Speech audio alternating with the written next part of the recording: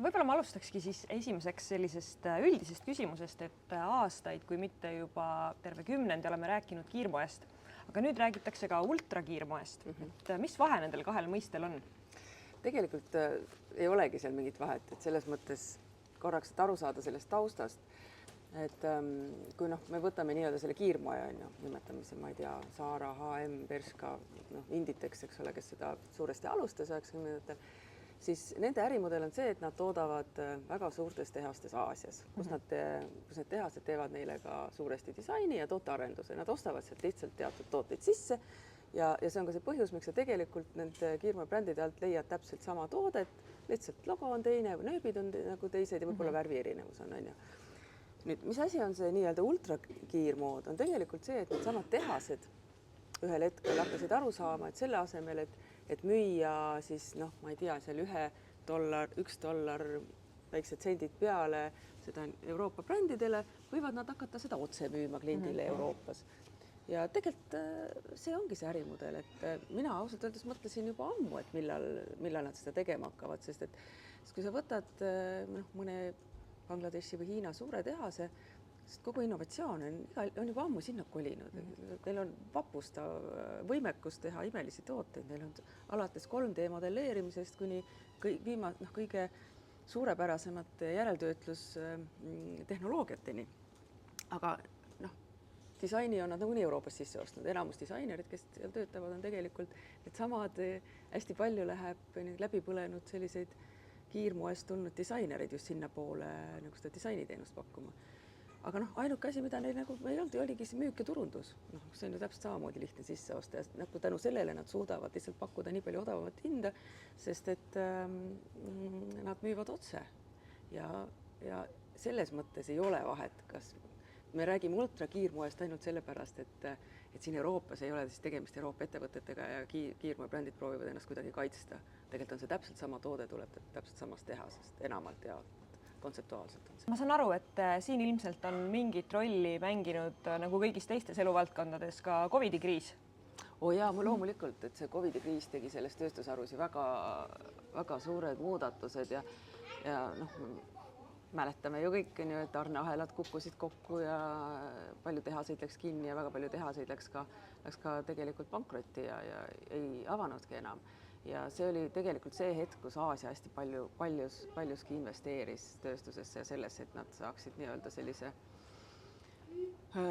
iseseisvuse ja näiteks tehas Bangladeshis, kellega meie koostööd teeme, sel perioodil investeeris $3 miljonit oma tootmisse ja kui peale koroonat ma sinna tagasi läksin, ma ei ole nii hästi varustatud tehast tõepoolest, siit Euroopast ei leia sellist ja Euroopas paljud kliendid ka läksid, nende kliendid ju läksid samamoodi pankrotti ja paljud poeketid läksid kinni ja nii edasi, et see oli sellele poolele maailmast, kes tegelikult meie tootmisega tegeleb, väga loogiline samm hakata ka siis nii-öelda seda müüki ja turundust ise tegema, et ega neile väga palju muud võimalust, ma arvan, ei olnudki, sest et kuna see kiirmood, kui me räägime üldse masstootmisest, et ega seal ei ole brändi ja tehase vaheline suhe, ei ole väga lojaalne brändi poolt kunagi olnud, et ta on väga hinnapõhine ja see on tegelikult olnud väga suureks takistuseks ka jätkusuutlikute toodete arendamisel, sest et bränd üldjuhul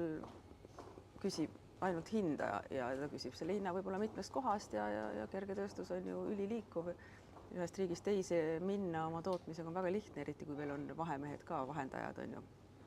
Et jah. Aga nüüd, kui meil ongi olemas ka need ultrakiirmoebrändid, siis ma saan aru, et siin Euroopas on tavalistel kiirmoebrändidel või sellistel klassikalistel tegijatel lihtsam ennast kuidagi üllamana, paremana näidata, sest nüüd meil on mingisugused tegelased. No muidugi ja see on selles mõttes nii labaselt öeldes täielik skämm, et tegelikult ei ole seal vahet muidugi, et üks ei ole teisest parem, et see on niisugune padakatelsüsteem on ju, et see ei tee kiirmoodi mitte kuidagi paremaks, et nüüd Aasia otse müüb meie kliendile, et see on nagu selle tööstusharu kuidagi väga viletsalt üles ehitatud tarneahela tulemus ja selle tulemus, et ei ole lojaalseid suhteid brändide ja tootjate vahel. Ma lugesin juba ammu, aga mulle meenus see raamat Lucy Siegel'i To Die For is Fashion Wearing Out the World ja seal on üks selline põnev, markantne kirjeldus, kus siis raamatu autor seisab Londonis bussipeatuses, vihma sajab ja temast kõnnib mööda siis üks naisterahvas, kellel on käes 2 pruuni paberkotti siis äsja ostetud kiirmoekaubaga. Kuna sajab padukat, siis üks, et kotid on rasked, see sang lihtsalt ei pea vastu ja see kott kukub potsti porilompi sinna ja mingisugused väiksed esemed siis hops voolavad sealt sinna samasse asfaldile maha. Mis juhtub, on see, et naisterahvas vaatab, kergitab õlgu ja läheb edasi. Ehk siis ta isegi ei korja üles neid äsja ostetud kaupu, mida ta hetk tagasi siis kodu poole tassis. Et sealt ta lõigi siis selle hüpoteesi, et mingis mõttes mood või riided ongi muutunud nagu väärtusetuks.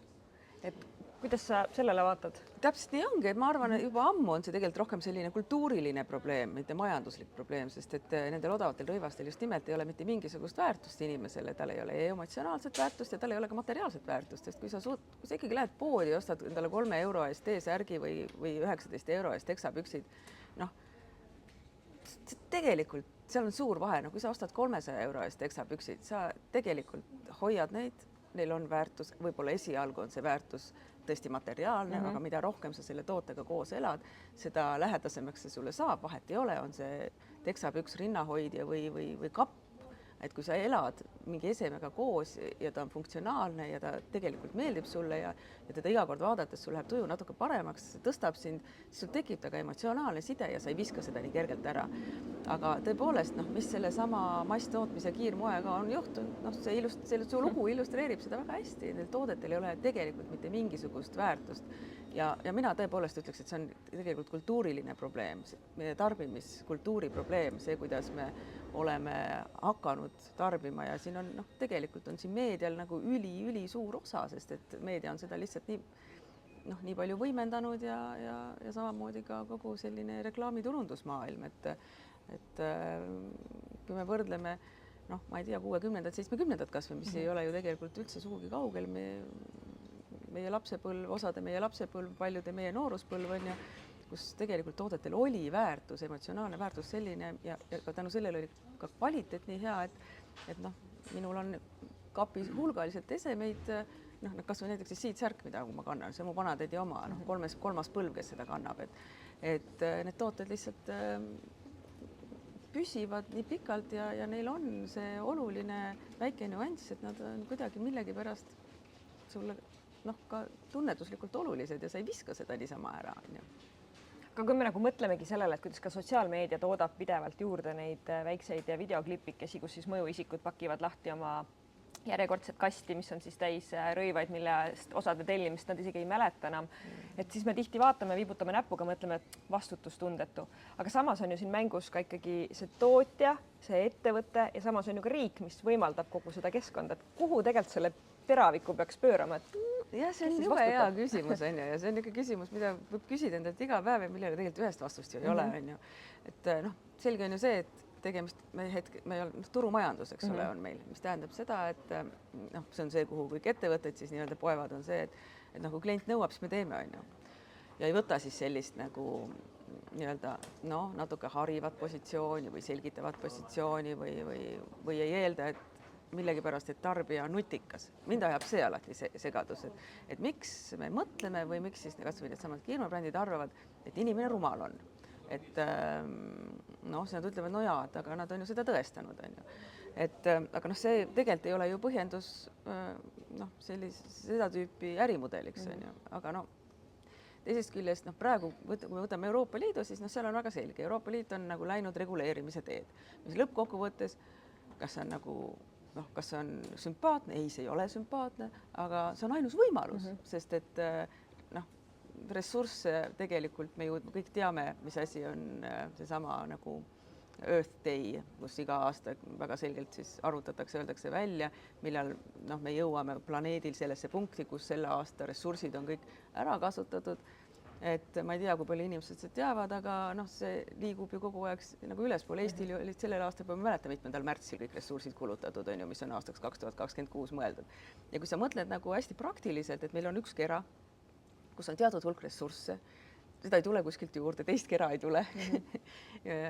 ja sellest, mis meil olemas on, ei ole võimalik rohkem luua, siis see on lihtsalt nagu noh, see on selline nagu talupoja tarkus, et sa ei saa võtta tegelikult sealt, kus ei ole, aga noh, mida me ju oleme teinud väga pikalt, me oleme lihtsalt jõhkralt tuleviku arvelt võtnud ja praeguseks see olukord on nagu nii juba mustvalge, et ma ikka siiamaani ei suuda uskuda, et mõned inimesed kahtlevad selles või küsivad, et või noh, ütleme siis nii, et ei viitsi seda mõtet lõpuni mõelda, et miks see nii on. Ja no olgem ausad, moetööstusel on sellel lihtsalt väga-väga suur osa, sest et tegemist on ülisuure tööstusharuga, tegemist on globaalse tööstusharuga, mis ju kasutab ressursse, mis tulevad nii maa seest kui mida kasvatatakse, kui me räägime puuvillast, mis tarbib magevett, me teame, et magevee probleemid on suured ja nii edasi ja nii edasi. Me võime tunde rääkida sellest probleemistikust, ja siis mulle nagu tundubki, et tõepoolest, et kui tarbija sellest aru ei saa ja kaubamärk, ettevõtted poevad selle taha, et noh, kapitalism ja numbrid peavad järjest suuremaks minema Exceli tabelis iga aasta, noh siis ei jäägi midagi muud üle, kui tegelikult tuleb hakata seda poliitiliselt reguleerima.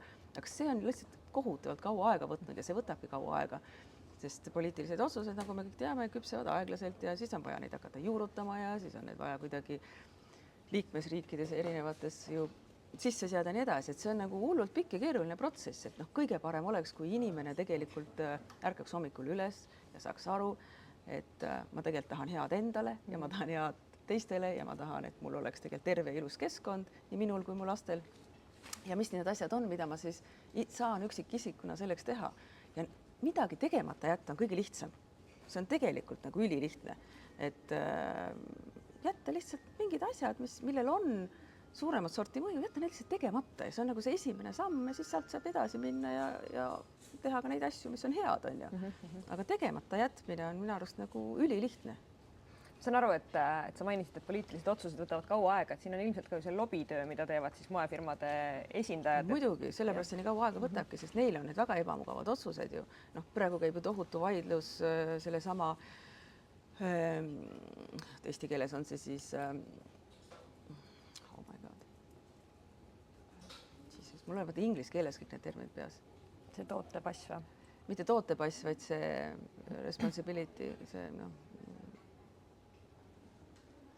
Küsi uuesti, teeme selle küsimuse uuesti, saab lõigata, on ju? Ma arvan küll. Mul ei tule lihtsalt. Ma saan aru, et sa mainisid, Sa mainisid, et poliitilised otsused võtavad kaua aega, et ma saan aru, et siin on ikkagi oma roll ka kõigil nendel moeettevõtetel, millel on ju palju kaotada, kui reeglid lähevad rangemaks, et nende lobitöö siis seal hulgas mängib ka rolli? No muidugi mängib, loomulikult mängib, sest et ega need otsused ongi neile ju ebamugavad ja ega nad neid tegelikult ju ei soovi ja noh, kõik erinevad noh, teemad, mis laua peal on, noh, kas või seesama digipass või seesama tagasi ringlussevõtu, kõik need ringlussevõtu teemad, et neid proovitakse ikkagi kõiki suunata sinna suunas, no kui me räägime näiteks ringlussevõtust, et lõpuks tarbija maksab selle kinni, on ju. Noh, tegelikult peaks selle kinni maksma, kes toote paneb turule, ehk siis bränd, on ju, et peaks võtma vastutuse. Noh, tegelikult loogiline oleks see, et vana hea ringlussüsteem, mis ju kunagi on väga kenasti toimiks taaskord, et see, ma ei tea, H&M võtab kõik oma vanad T-särgid, mida enam ei kasutata tagasi ja siis vaatab, mis ta nendega teeb, sest siis on väga selge, et siis ta hakkab teistsuguseid tooteid tegema. Et sellepärast seesama ringdisain ongi saanud nagu ülioluliseks märksõnaks. See on üks lihtsamaid lahendusi, mida juurutada selles tööstuses ilma, et sa peaksid väga kardinaalselt asju muutma. Et noh, ringdisain on selles mõttes väga lihtne, sisendid, väljundid ja hiljem toode tagasi ringlusse ja tal on siis ja ettevõtted pakuvad ka parandusteenust, on ju. Et seesama üks toode, mis luuakse, on sellise nii hea kvaliteediga, et ta püsib võimalikult kaua kasutuses ja seesama ettevõte, kes on selle tootnud, pakub ka parandusteenust. No seesama ringdisaini idee on see, mida meie oma kaubamärgiga oleme aastaid ja aastaid, eks ole, teinud, et kuni selleni välja, et me võtamegi tagasi need asjad ja vaatame, need ka ringlusse pärast läheksid ja nii edasi. Aga see on noh, suured ettevõtted peaksid siin jäätmekäitlusettevõteteks mõtlema, see on hästi ebamugav teha, sest et see toode on selline, mida ei ole võimalik ümber töödelda, mida ei ole võimalik ringlusesse võtta, millega ei ole mitte midagi teha pärast. Keegi peab selle ju kinni maksma.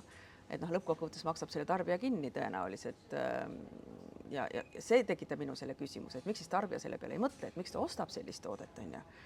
Et jaa, noh, seda on küll odav toota, aga sellest pärast lahti saada on ülikallis ja siis selle eest ei taha eriti keegi maksta, on ju.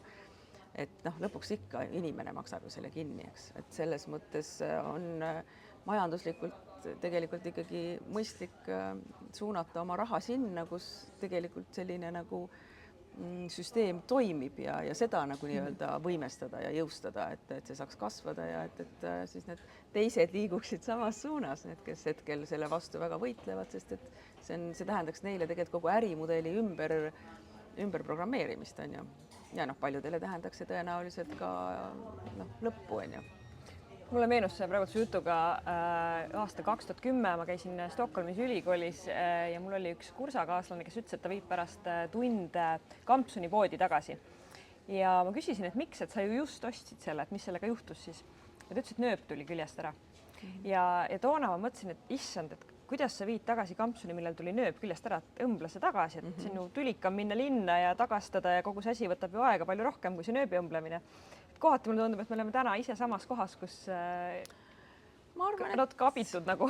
Ma arvan, et oleme ja mitte ei arva, vaid noh, nii on ju, et ega inimesed enam väga õmmelda ei oska. Ma näen ju seda, teen töötubasid ja näen seda ju väga hästi, aga samas mulle tundub, et see on nagu ikkagi hooguga kogumas, et ma ei tea, kuidagi see noorem generatsioon on küll selline, kes noh, mul on poeg, kes on 19-aastane ja nemad oma sõpradega on kamppoisse, kes õmblevad juba aastaid endale ise riideid ja teksapükse ja väga lahedaid asju teevad ja kes nagu noh, väga selgelt elavad seda elustiili, mis on siis noh, sellele niisugusele nagu suuremat sorti tarbimisele täiesti nagu vastupidine, et ma arvan, et see on muutumas või võib-olla on see selline, et ma soovin, et see oleks muutumas, aga minule tegelikult tundub, et see on muutumas, et see, et noh, kui me räägime Eestist, siis noh, see on mingis mõttes nagu psühholoogiliselt ka mõistetav, et see aeg, kust me tuleme, kus midagi ei olnud, on ju,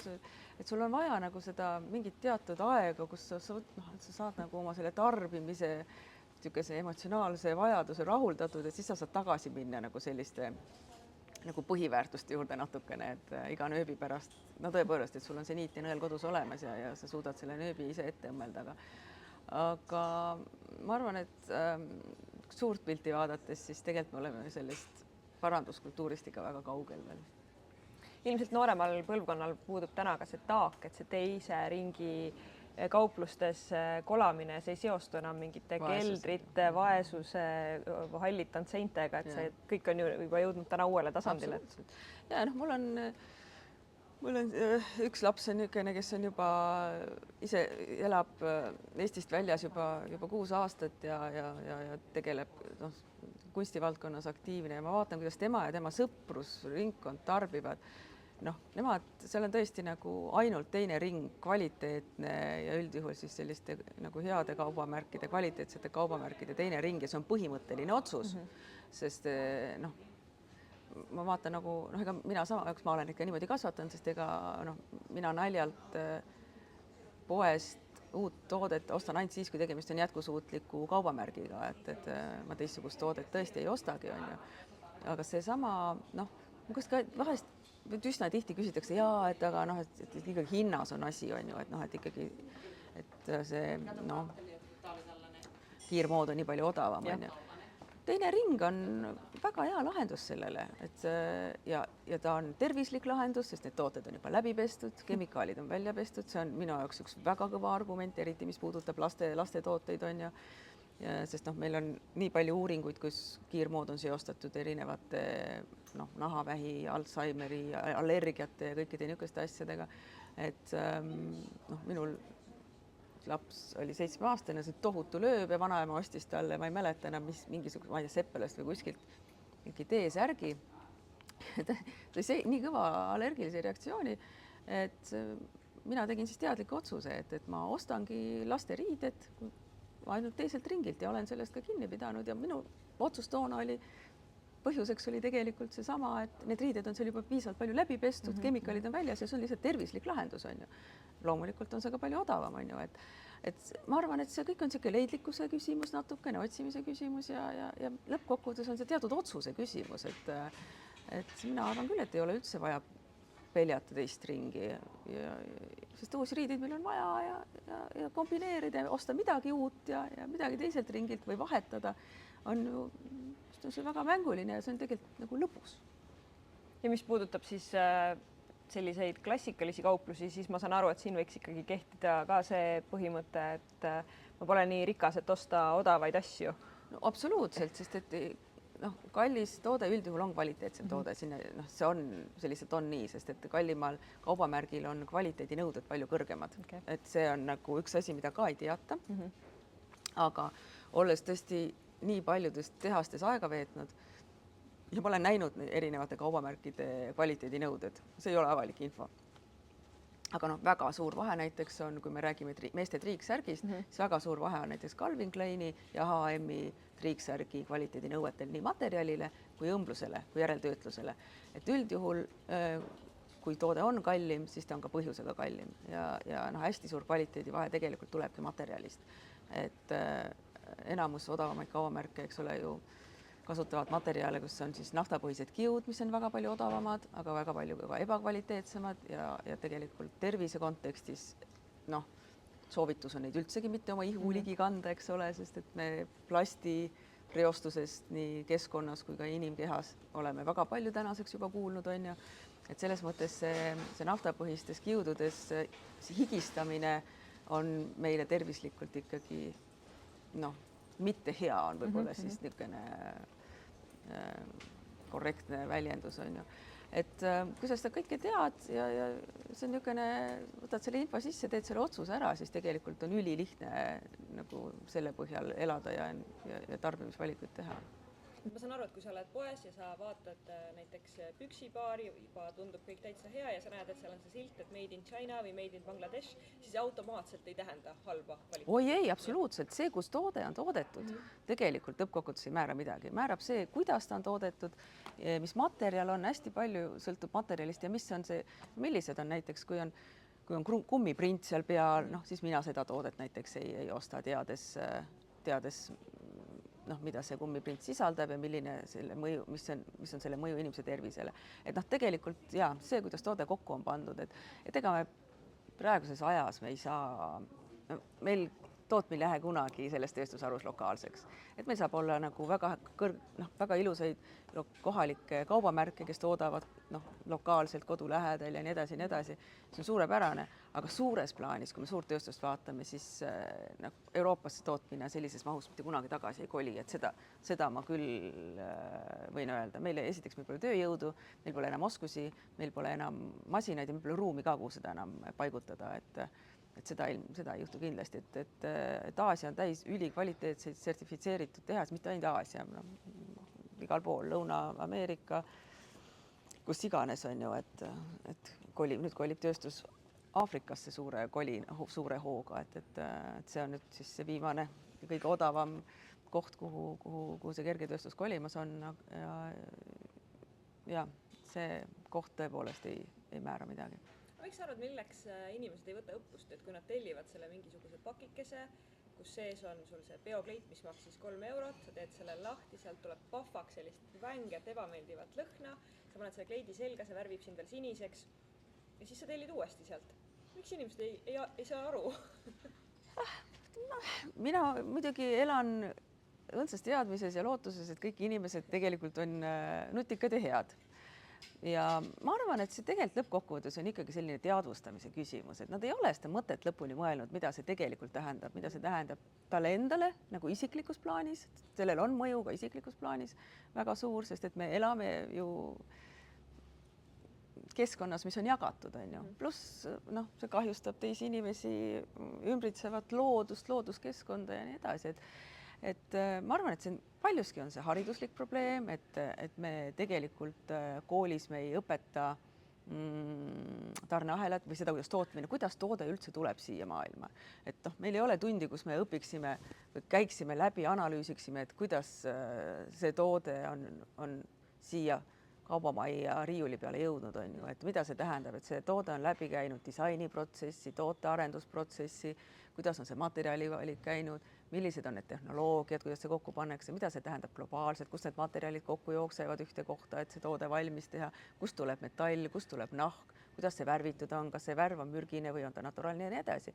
Et see on tegelikult ülipraktiline teadmine ja see on üks asi, mida ma pidevalt näen, et inimestel ei ole õrna aimugi, mis asi on disaini ja tootmisprotsess, sest et seda ei õpetata, nad ei puutu sellega kokku, isegi kui me räägime praeguses ajas nagu disainiõppest, siis meil suuri tootmisi Eestis ju ei ole, mis tähendab seda, et me ei ole võimelised tegelikult õpetama ka disainitudengitele lõpuni välja tootmisprotsessis suuri protsesse, et nad mõistaksid ja et nad näeksid ja et nad teaksid, kuidas tegelikult see suur tootmisprotsess käib. Ega kogu minu teadmine ja arusaamine on kõik tulnud peale ja mina õppisin ju pikalt, ma tegin ka doktori, on ju, et ikkagi peale seda, kui ma olen hakanud tööle rahvusvaheliselt suurte tehastega ja suuremate ettevõtetega ja see on olnud ülikool, on ju, et sa tegelikult näed, kuidas kogu see protsess toimib ja see teadmine tuleb ainult läbi selle, et sa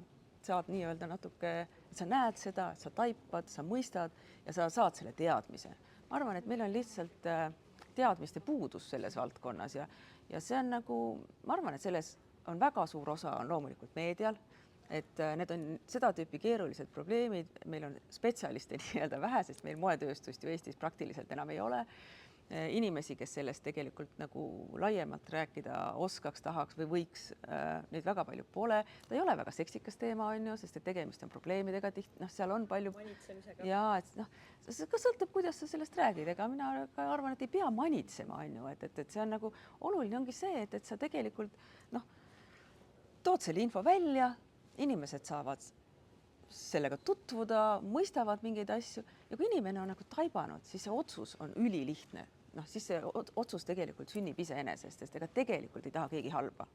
Selles ma olen 100% nagu kindel, et inimene oma olemuselt on nagu ikkagi positiivne ja hea ja ta tahab teistele endale head, on ju, et siis see otsus tegelikult küpseb ülilihtsalt. Aga kuidas üldse kogu see masstoodang, kuidas ta saab olla nii odav? See on hea küsimus. Ta niimoodi saabki, et esiteks on suured kogused, teiseks seesama, kuna see tööstusharu on hinnapõhine, on ju, et seal ei ole nagu, et seal, vabandust, pääs naeru. Teist korda. Et tõesti, et tootmine on hinnapõhineks, et kui seal on ka nii, et kui see tootja ei suuda pakkuda hinda, ma ei tea, $1.50, on ju, siis H&M läheb teise tootja juurde ja saab selle hinna sealt, on ju. Ja loomulikult see odav hind tuleb väga suuresti siis ka just nimelt selle arvelt, et need piirkonnad, kus me toodame, kus on elatustase madalam, palgad on madalamad. Ja siis tihtipeale seal minnakse siis üks level veel allapoole ja siis tulevad kõik need sotsiaalsed teemad, millest hästi palju on räägitud, lapstööjõud ja nii edasi, nii edasi. Ega aastaid tagasi, kui me Jaak Ilmiga tegime seda Moest väljas dokumentaali ja külastasime tegelikult hästi palju tootmisi ja rääkisime seal väga palju tootmisjuhtidega ja siis ma sain ka ühest asjast aru, mis on olnud siin nagu Euroopa pool nagu täiesti väärmõistetud. Ega seal mitte keegi, mitte ükski ettevõtte juht ei taha maksta oma töötajale vähe palka. Mitte ükski ettevõtte juht ei taha palgata last, on ju. See on ikka kaasaegne orjapidamissüsteem ikkagi, aga kuna sul ei ole valikut, kas sa võtad selle tellimuse sisse, summa on selline ja sa saad nii palju maksta või sul on teine variant, et sul pole üldse mitte midagi maksta ja nendel inimestel pole üldse tööd. Aga see on ikkagi, see ongi seesama, mis ma ütlesin, et see on tegelikult heaoluühiskonna ettevõtete vastutus ja täiesti 100%, et seda ei saa öelda, aga miks nad siis teevad nii. Et seda tuleb nagu vaadata ka teiselt poolt, seda tuleb mõlemalt poolt vaadata. No muidugi, sest et see, kes tellib, see tegelikult peab võtma selle vastutuse. Kui me räägime kas või sellest samast jäätmete probleemist, tööstusjäätmete probleem, nendes piirkondades on ju täiesti metsik. See kangas kuulub ju tellivale brändile. Neil täiesti ükskõik, mis sellest saab. Aga tootmisettevõte jälle ei ole jäätmekäitlusettevõte. Nendes piirkondades tihti ei ole riiklikku toimivat jäätmekäitlussüsteemi, keegi ei maksa selle eest ja niimoodi see kõik sinna loodusesse satubki, kahjustades põhjavett, reostust ja nii edasi ja nii edasi, on ju. Et me ei näe ja me ei oska näha ja me ei taha näha tegelikult seda läbipaistvat tarneahelat ja näha neid probleeme seal, et see odav hind tuleb väga paljude asjade arvelt ja ennekõike inimese ja keskkonna arvelt. See on tegelikult on see nagu väga kurb, et ja sellest minu arust on sellest nii tohutult palju räägitud, on ju. Ja no mina ütlen ausalt, et ma ei tea, ma võin julgelt öelda, et 20 aastat vist ma kindlasti pole ühtegi kiirmoetoodet ostnud, sest et kui ma hakkasin nagu aru saama või ma pole muidugi lugenud neid aastaid, aga need lähevad ikka sinna tõesti nagu kümnendite taha, on ju. Sest kui sa ühe korra mõistad seda ja lõpuni ja sa ka näed, mina ka ju olen seda koha peal näinud, on ju. Ma olen näinud, kuidas 7-aastased tüdrukud prindivad Saara T-särke. Pole mingit varianti ka, et ma peale seda läheksin sinna kauplusesse ja ostaks sealt midagi. Ma pole sinna isegi sisenenud sellest hetkest peale. Sest et sa ei saa seda teha, su sisemine eetika ei luba seda teha. Ja me oleme seda pildis näinud, me oleme sellest nii palju rääkinud, aga ometi inimesed lähevad ja viivad oma raha sinna. Minule nagu vahest ma mõtlen ka selle peale, et mina küll mõtlen, kellele oma raha nagu annan, et ma mõtlen selle peale, keda ma tahan toetada, on ju, et ma teen ikkagi ju tööd ja teenin oma raha nagu ausa tööga, et kuhu ma selle raha siis, keda ma toetan oma siis teenitud rahaga, et see on ka üks oluline mõte minu arust, mis. Aga kui me võtame 2 populaarset kaubagruppi, näiteks T-särgid ja teksapüksid, kuidas siis teha nende ostmisel paremaid valikuid? Seal on nagu tegelikult väga selge hierarhia, on ju, et nagu seal kõige tipus loomulikult on korduskasutus, et kui sul on võimalik, siis sa ostad olemasoleva toote, mis on juba mis on teise ringi toode, on ju, see on siis korduskasutus, see on kindlasti esimene. Järgmine on siis nii-öelda see väärtustav ringlussevõtt ehk inglise keeli upcycling, et see toode on tehtud siis mingist olemasolevast materjalist, et sinna siis selle toote tegemiseks ei ole siis nii-öelda uut kangast valmistatud, on ju. Siis tuleb ümbertöötlus, et see toode on tehtud ümbertöötletud materjalist ehk siis recycling. Ja siis, kui sa tõesti sealt nagu sellest esimesest 3 midagi ei leia, et siis me vaatame tooteid, mis on tehtud siis kas orgaanilisest puuvillast ja teksapükste ja T-särgi puhul kindlasti võiks vaadata seda, et nad on monokangast ehk siis, et 100% puuvill. Et ei ole miks, sest miks on väga-väga keeruline ringlusse võtta, on ju. Et seal ei ole mingeid printe peal, et eelistada kindlasti siis tikandit, mitte mingisuguseid suuri raskeid kummiprinte teksapükste puhul, mis teeb ringlusse võttu keeruliseks, on siin Swarovski kristallikesed ja kõik niisugused asjad, on ju. Tikand on nagu kõige keskkonnasõbralikum selles mõttes või ringlusse võtu sõbralikum. Ja siis sellega tegelikult see soovitus otsa saabki, kõik, mis sealt nagu allapoole jääb, mina ei ostakski. Aga mul üks sõber kasutab sellist talupoja loogikat T-särki ostes, et kui T-särk on raske, siis ta on parem kui see hästi kerge T-särk. Kangas on, raske kangas on, ta on lihtsalt tummisem, aga see tegelikult väga oluline on õmbluskvaliteet, on ju. Et seda see kaal sulle ei anna, et seal tegelikult on ikkagi mõistlik sisse vaadata ja vaadata seda õmbluskvaliteeti. Ja tegelikult kanga puhul, mis tegelikult määrab, ei ole mitte kaal, vaid kiupikkus. Aga see on info, mida tegelikult ei kuvata ja see tuleb välja hinnast. Et ütleme nii, et kvaliteetsetel kaubamärkidel, kui me võtame võtame näiteks T-särgi, mis on tehtud puuvillast, siis seal on puuvilla esimene korje, näiteks piimakotton nimetatakse seda, on kiud tunduvalt pikem kui siis teine või 3. korje, kus see kiud on palju lühem. Ja tegelikult see T-särk, mis on kvaliteetne ja kaua kestab, on see T-särk, mis on tehtud sellest esimese korje puuvillast, kus kiud on pikem. Et seal tegelikult on saladus selles, aga see on info, mida me tegelikult toote peale ei näe, aga mis kajastub hinnas. Ehk siis siin on nagu raud, nagu niisugune kindel, nagu lihtne reegel on see, et mida kallim, seda kvaliteetsem, aga tegelikult tuleb ikkagi vaadata nagu sisse. Mina ikkagi alati vaatan õmbluskvaliteeti ka. Aga jaa, see paksem on muidugi peab kauem vastu. Mul on puuvillaga endal segased tunded, et ma tean, et ta on kehasõbralik, aga samas ma tean, et ta on veemahukas toota. Väga. Kuidas ma siis? Siis on upcycling. Okay. siis on seesama väärtustav ringlussevõtt, kus kasutatakse ära teiste kaubamärkide ülejääkkangad. aga mida üldse tehakse, Eestis ju ka nüüd on tekstiilijäätmete kogumine kohustuslik, et mis neist saab? Noh, mina ei ole õige inimene sellele küsimusele vastama, seda küsimust peaks küsima ühest teatavast ministeeriumist, aga noh, hetkel lahendust ei ole, on ju, et kogutakse kokku ja noh, ega sealt midagi eriti edasi ei saagi. Meil lahendusi ei ole, jah. Aga noh, see esimene samm ongi kokkukogumine, mis tuleb toimima saada, mis on ülioluline ja noh, meil siin lähiümbruses, kui me räägime näiteks Rootsi-Soome, siis on ettevõtteid, kes tegelevad eks see lahendus tuleb keemilisest ümbertöötlusest ühel hetkel, kui see jõuab nagu massi, on ju.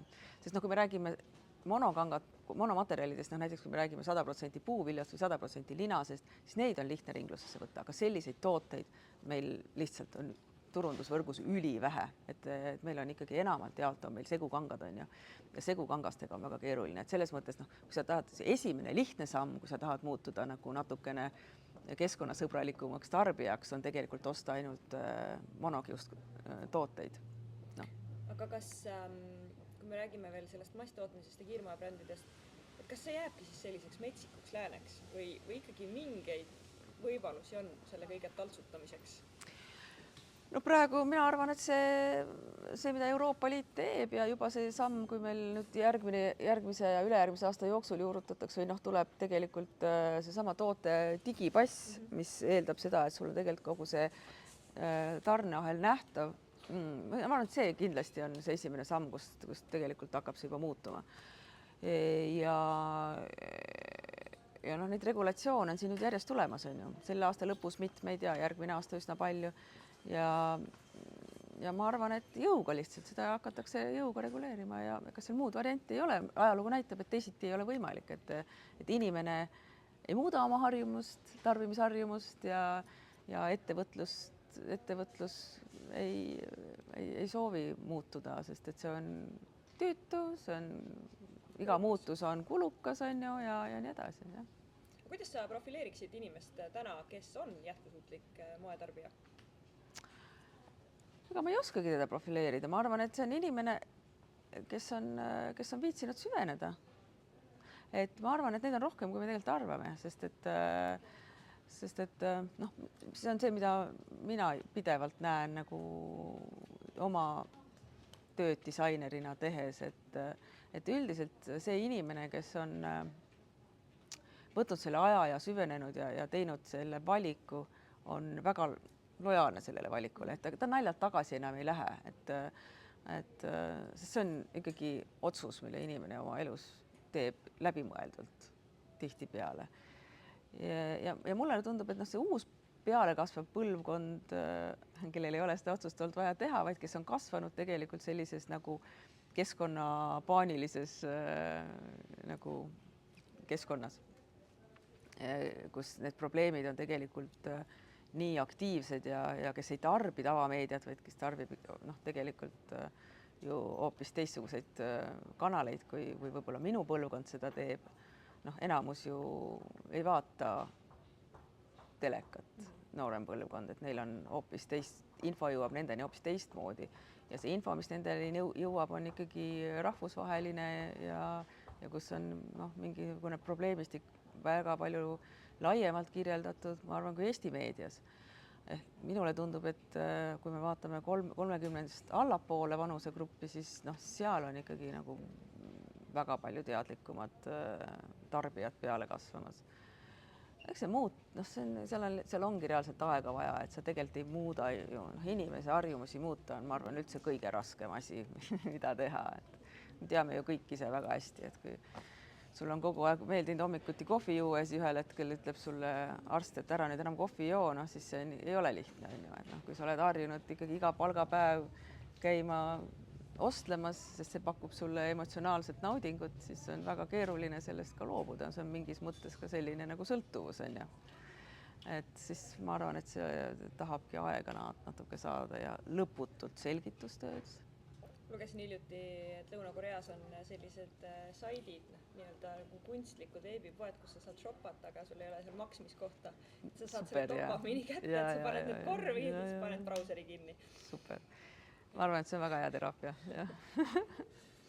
Aga kui nüüd rääkidagi lõpetuseks sellest, et inimene tuleb poodi, tal on midagi vaja, kuidas ta siis saab niimoodi siin koha peal teha ikkagi nagu parima otsuse? Noh, nii nagu me rääkisime, et võib-olla kui sa tõesti tuled poodi, kus on nagu suur valik ja palju kaubamärke, siis ongi niisugused olulised asjad, et sa vaatad materjali, vaatad, et see oleks nagu esimene, et sa ostad tõesti siis 100% naturaalset materjali, et mina naftapõhised kiud välistaks, soovitaksin välistada. Need on siis, need on polüester? No kõik, mis on jah, kõik, mis polüester, polüamiid, atsetaat, kõik, mis ei ole naturaalne kiud, on ju, see siis inglise keeles öeldakse man-made fiber, ma ei tea, kuidas eesti keeles me selle kohta siis ütleme, tehiskiud, tehiskiud, jah. Et ma välistaks need ei ole head meie kehale ja nad ei ole head ka keskkonnale, nendest on väga keeruline pärast midagi teha, on ju.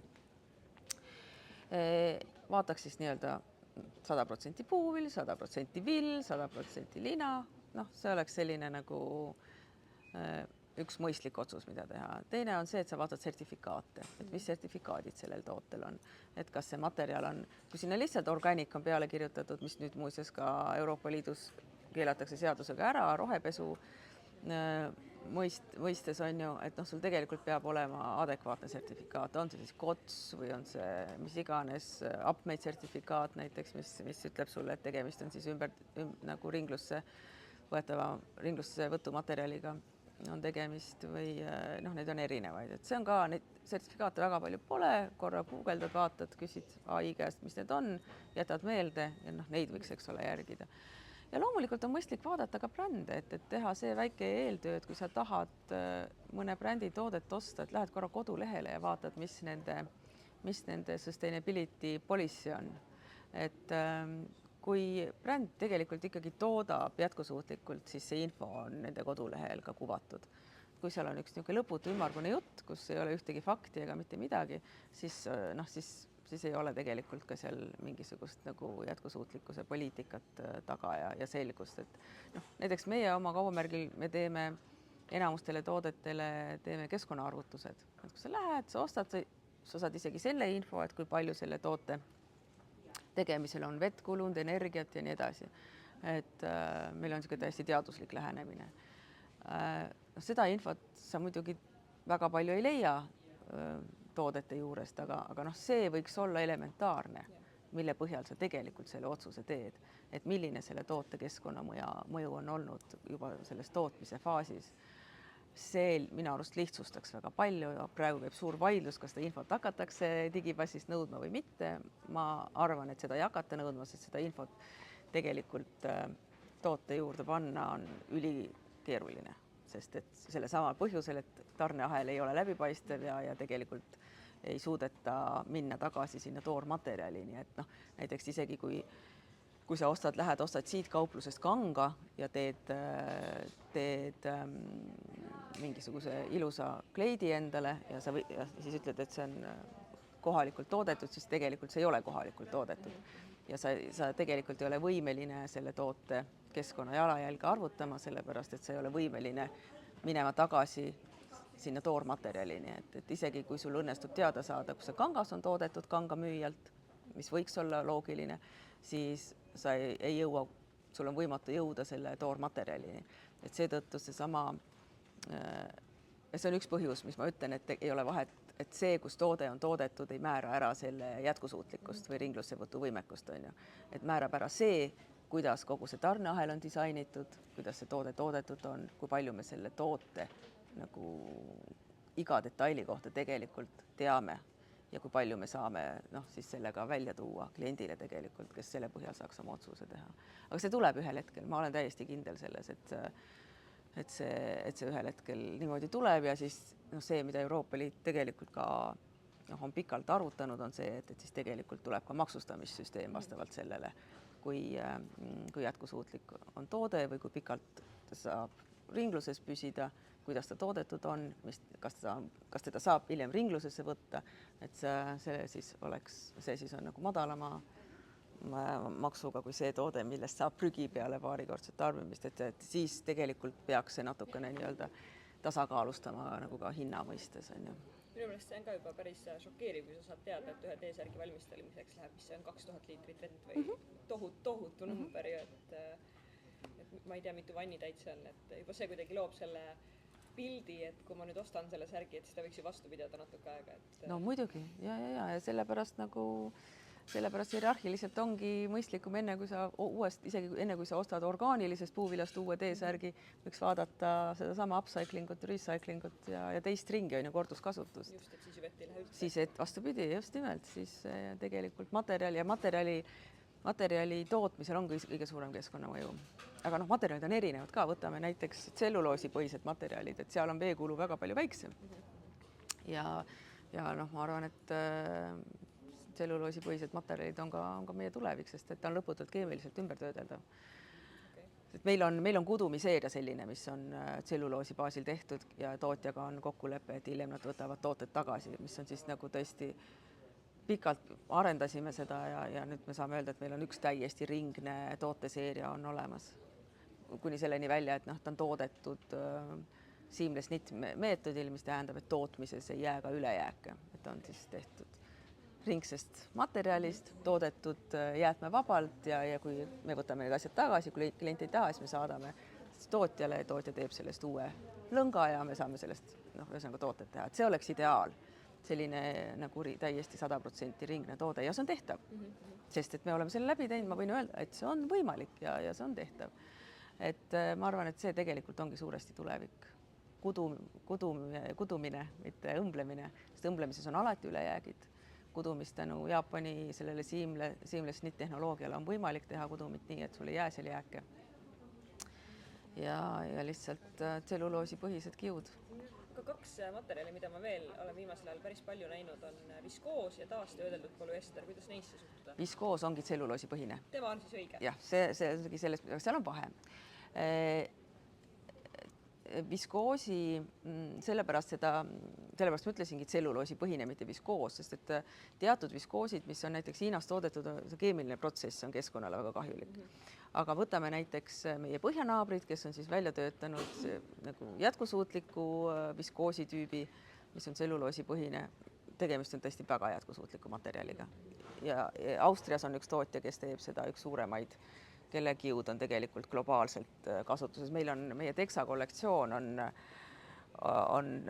selline, mis on 100% ümber töödeldud, 50% on seesama Austria tselluloosil põhinev kiud ja 50% on mehaaniliselt ümber töödeldud siis tootmisjäägid. Ülikvaliteetne materjal, väga hästi peab vastu, sest et see tselluloosi kiud on pikk, on ju. Et tagab selle kvaliteedi.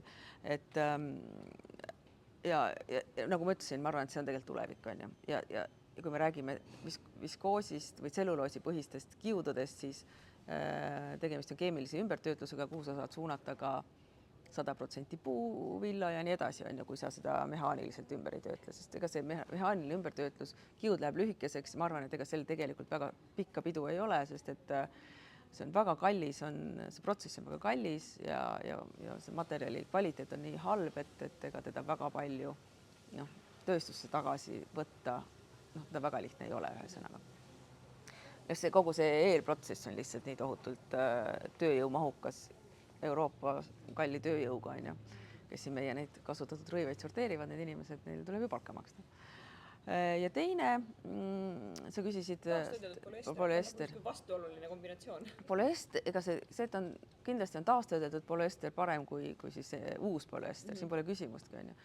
Polüestri probleem tegelikult kõige suurem on seesama plasti probleem, on ju. Et me oleme sellest plasti probleemist palju rääkinud, ma arvan, et inimesed on seda teadvustanud, kuidas see meie keskkond on jõudnud, kuidas see meie milline on see plasti probleem meie maailma meres, kuidas juba, ma ei tea, me leiame mikroplasti rinnapiimast ja nii edasi, nii edasi, nii edasi. No, mina olen plasti oma elust juba ammu nii palju kui võimalik välistanud, on ju. Nagu, mina plastpudelist tegelikult vett ei joo mitte kunagi, on ju. Mida me ei ole kuidagi teadvustanud, on see, et moetööstus on tegelikult kõik naftapõhised kiud on täpselt samamoodi plast. Et ja meie nahk, meie keha kõige suurem organ ju hingab ja imab, on ju. Et miks mina ei, miks minu ja minu laste kodukapid on ikkagi polüestrist puhtad suures osas, on just nimelt seesama terviseprobleem, sest et seesama mikroplasti organismi jõudmise probleem on seda seostast, ma ei ole tervisespetsialist ja mul ei ole meditsiinilist haridust ja ma ei saa siin väita midagi nagu, et see nüüd nii on, aga ma arvan, et sa oled ju ka lugenud artikleid, mingisuguseid teadusartikleid, kuidas sedasama probleemi, et mikroplast meie organismi satub, seostatakse väga selgelt vähiga ja erinevad vähihaiguste ja erinevate degeneratiivsete haigustega, mille me elame tegelikult vähiepideemias ja degeneratiivsete haiguste epideemilisel ajal, kui palju seda on ju, et ma võin nüüd, keegi võib öelda, et ma räägin täielikku jama, on ju, see on see, kuidas mina olen sellest aru saanud, seega ma ütlen, et ma ei pretendeeri mingisugusele lõplikule tõele, aga kas mina olen sellest ikkagi aru saanud, on see, et kui mikroplasti organismi satub, siis ta sealt välja saada on väga keeruline ja see siis sõltubki, kuhu ta sul seal kehas niimoodi kogunema hakkab ja seal ta hakkab ka seda probleemi tekitama, et mina lihtsalt sel lihtsal põhjusel ja iga kord, kui sa kodus pesed seda pesumasinas, sealt eraldub nagu seda mikroplasti, meie tegelikult veepuhastussüsteemid väidetavalt seda välja ei puhasta, see jõuab merre, kala sööb, meie sööme seda kala, ta jõuab nagu meie organismi, et see plastiringlus, see plast ei kao lihtsalt mitte kuhugi, on ju. Et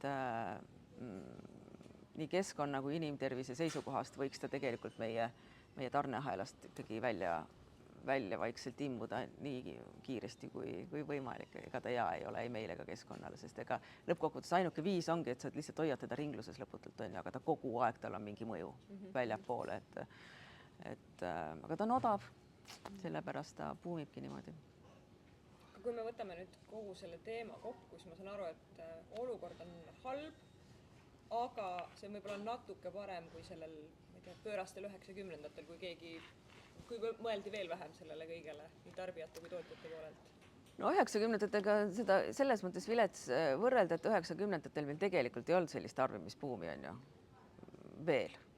Ma arvan, et nullindadel läks nagu see Keskkonnas juba oli ju kehvasti. Ei keskkonnas on meil kehvasti juba 70-ndatest või ma ei tea, kui kaua, on ju, et selles mõttes, kui me räägime keskkonnaprobleemidest, siis selles valdkonnas ju ei ole aastakümneid ju hästi, 50-ndatel räägiti meil tegelikult juba kuumenevast või tõusvast meretasemest ja kuumenevast kliimast, on ju.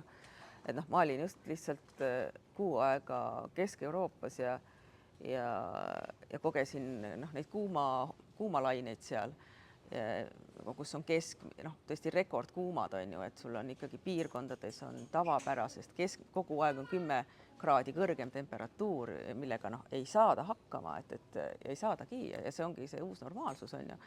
Et me tegelikult ei ole sellega kohanenud, et me oleme ikkagi pea täiesti liiva alla peitnud, et